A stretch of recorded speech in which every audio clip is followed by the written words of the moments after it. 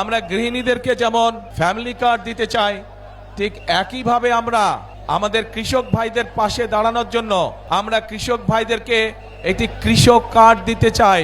জনগণই হচ্ছে বিএনপির সকল রাজনৈতিক ক্ষমতার উৎস।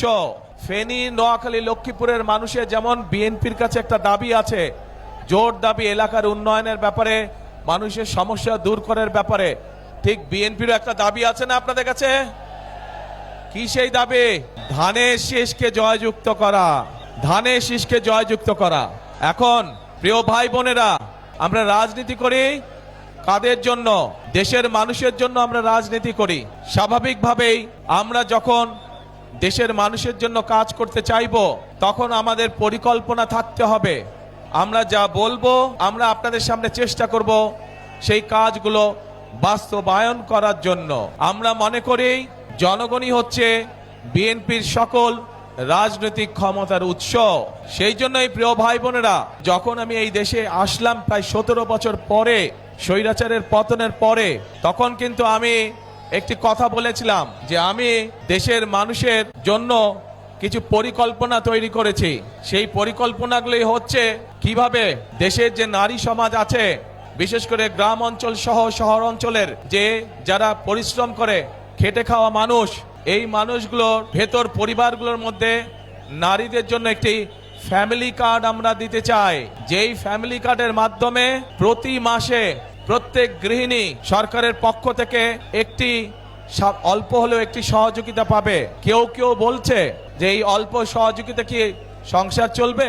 আমরাও জানি চলবে না, কিন্তু 4 সপ্তাহে, 1 মাসে 4 সপ্তাহ, অন্তত 1 সপ্তাহের সহযোগিতাও যদি আমরা করতে পারি সরকারের পক্ষ থেকে, তাহলেও তো অনেক মানুষের জন্য সেটি একটি অনেক বড় সুবিধা, তাই নয়?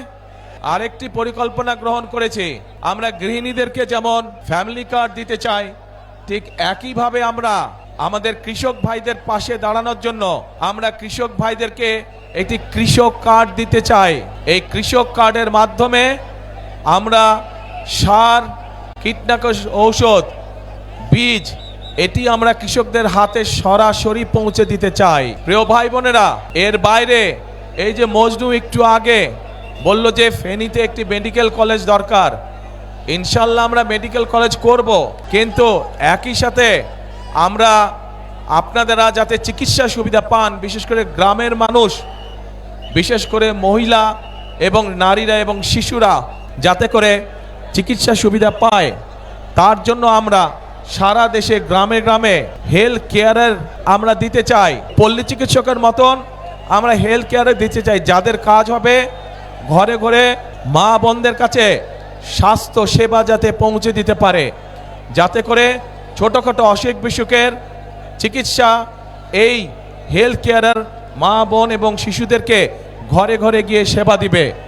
তাদেরকে কষ্ট করে আসতে হবে না হাসপাতালে, যদি বড় কোনো, আল্লাহ না করুক, বড় কোনো অসুখ বিসুখ না হয়।